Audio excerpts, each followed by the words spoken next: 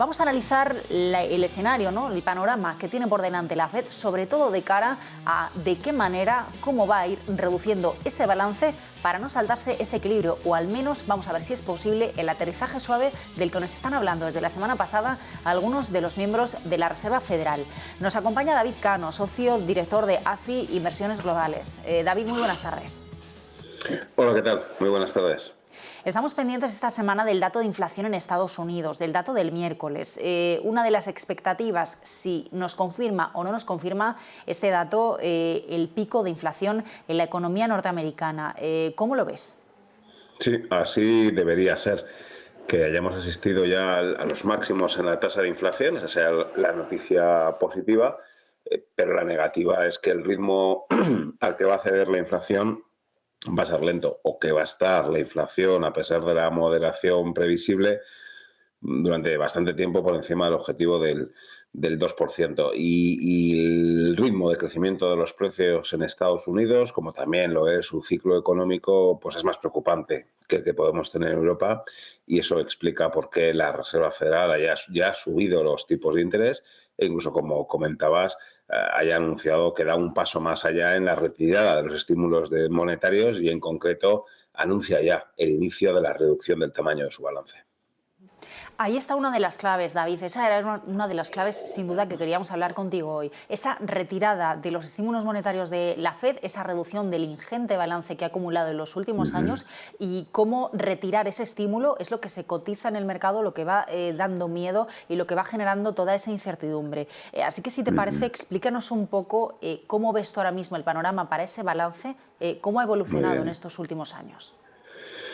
Muy bien, la verdad es que no es de ahora, no es solo con la crisis COVID, sino que ya la anterior crisis, la asociada a la quiebra de Lehman Brothers, cuando presidía la Reserva Federal de Estados Unidos, Ben Bernanke, materializó lo que se llama el quantitative easing, que no es un invento de la Reserva Federal de Estados Unidos, sino que incluso ya algún otro banco central, como el Banco de Japón anteriormente, lo habían hecho. Básicamente, un banco central, dado que detrás de cada dólar o de cada euro no hay nada, no hay reservas, no hay oro, no hay ningún tipo de activo que lo respalde, pues en principio un banco central puede incrementar cuanto quiera su oferta monetaria, siempre y cuando, bueno, pues evidentemente los inversores estén dispuestos a aceptar esa moneda. Desde luego, hoy no es el día en el que nadie duda ni del dólar ni del euro, y eso ha permitido a la Reserva Federal, permitió a la Fed ser muy agresiva, creando dinero, como digo, en la anterior crisis. Después de eso, llevó a cabo un proceso de reducción del tamaño de su balance, porque igual que un banco central puede crear dinero, pues también lo puede destruir. El dinero no es como la energía, el dinero se puede crear y también se puede destruir. Y bien, tras el confinamiento en pleno COVID, la Fed anunció que volvía a materializar ese incremento del tamaño del balance, y además lo hacía por un volumen, bueno, pues casi tan intenso o más intenso que había hecho en la anterior crisis. Y desde el 2020 la Fed ha creado 4 billones, 4 puntos, depende cómo se mide, ¿no? Pero el orden de 4 billones de dólares es lo que ha creado la Reserva Federal. También el Banco Central Europeo esta vez lo ha hecho. Es creación de dinero que el Banco Central utiliza para diversas cosas, pero fundamentalmente para la compra de bonos, y como hay mucha demanda de bonos, sus precios caen, y como sus precios suben, y como sus precios suben, pues los tipos de interés bajan. Y ese ha sido el principal efecto que hemos tenido en el mercado del quantitative easing. La creación de dinero por parte de los bancos centrales ha provocado unos tipos de interés muy bajos, extraordinariamente bajos. Tipos de interés que están subiendo, uno, por la acción de esa mayor presión inflacionista que lleva a los inversores a exigir una mayor TIR. Si quieres ganar más tipo de interés con un bono, pues pagas menos precio por ellos. Y dos, de lo que estamos hablando ahora es de la posibilidad de que la Reserva Federal, bueno, pues empiece a vender, empiece a coger parte del tamaño de su balance, de sus inversiones en bonos, y las venda, porque eso es lo que consiste, en la reducción del tamaño del balance, y es vender bonos, y con el dinero que genera, bueno, pues destruirlo, ¿no? Y al final, si hay presión vendedora de un nuevo agente, en este caso la Reserva Federal de Estados Unidos, pues el temor que existe es que eso presione todavía más al alza los tipos de interés. Por lo tanto, es importante señalar cómo los bancos centrales han distorsionado el mercado de bonos, las tires a la baja mediante la creación de dinero que han destinado a la compra de bonos, como desde la FED ya llevamos unos meses en que no se compra bonos. El Banco Central Europeo todavía sigue comprando bonos, lo va a dejar de hacer en junio, pero precisamente el 1 de julio la FED va a empezar a vender bonos del orden de 95.000 millones de dólares y ese dinero pues lo va a destruir. Esto es una operación, bueno, pues evidentemente relevante, que va a meter más presión sobre el mercado de bonos y que es unos argumentos que manejan aquellos que son más bajistas sobre el mercado de bonos ante la posibilidad de que los tipos de interés, en especial los tramos largos, pues continúen repuntando.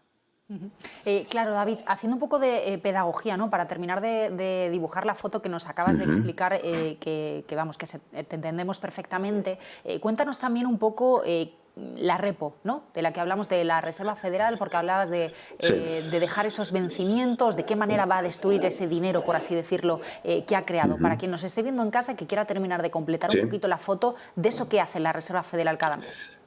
Sí, bueno, efectivamente, al final un banco central puede intervenir en los mercados de capitales como un agente más y puede comprar y puede vender bonos, con una diferencia, y es que el Banco Central puede comprar bonos con el dinero que el Banco Central crea. Y esos bonos los puede comprar bien en operación repo o bien en operación a vencimiento. La operación repo la han estado haciendo durante toda la vida y la seguirán haciendo. Y de hecho, cuando decimos que el Banco Central, incluso también el europeo, pues el tipo de intervención lo tiene en el 4, en el 5 o en el 3%, básicamente nos referimos a ese dinero que presta a los bancos, y cuando les presta a los bancos, estos tienen que poner un activo de garantía, que son los bonos, pero el Banco Central no compra esos activos de garantía para quedárselos en su balance. Eso es una operación repo. Mediante una operación repo, el Banco Central le compra a una entidad financiera, pues me invento, 100 millones de dólares o de euros de ese bono, que puede ser un bono a 30 años, pero con el pacto de que dentro de un día, de una semana, de un mes, bueno, pues se le vaya a revender. Es una de las formas de inyección de liquidez, lo que pasa es que tiene un activo de garantía, que en este caso es el bono, es una venta con un pacto de reventa. Pero el quantitative easing es una operación outright, es una operación a vencimiento, mediante la cual el Banco Central Europeo da un paso más y no solo se convierte en un prestamista, un financiador, sino que se convierte en un inversor en el mercado de renta fija. Y esto ha sido el gran elemento diferencial, porque han comprado los bonos no para tenerlos en su balance durante un corto plazo, sino para tenerlos en su balance hasta el vencimiento. Bueno, pues la Reserva Federal de Estados Unidos no va a esperar hasta el vencimiento para quedarse los bonos en su balance, sino que lo que va a hacer es los va a empezar a vender. Y ese elemento diferencial no es fácil. El elemento distorsionador que hemos tenido en los últimos meses de la FED comprando bonos, pues ha sido enorme. FED, Banco de Inglaterra, Banco Central Europeo.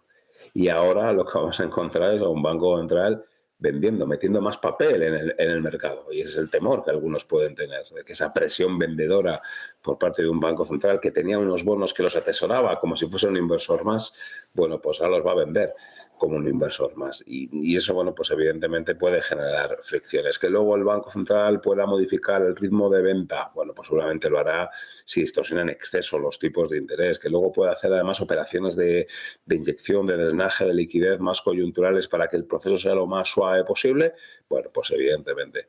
Pero es todo un reto porque, insisto, nunca habíamos visto un tamaño de un banco central tan enorme como el que tiene actualmente la Reserva Federal de Estados Unidos, y nunca había mandado un mensaje tan claro de reducir. Es verdad que posiblemente no tenga que reducirlo en su totalidad, porque el tamaño del balance de un banco central tiene que crecer con el tiempo y tiene que crecer en línea con el crecimiento del PIB nominal, no del PIB real, sino del PIB nominal, es decir, el real más la inflación.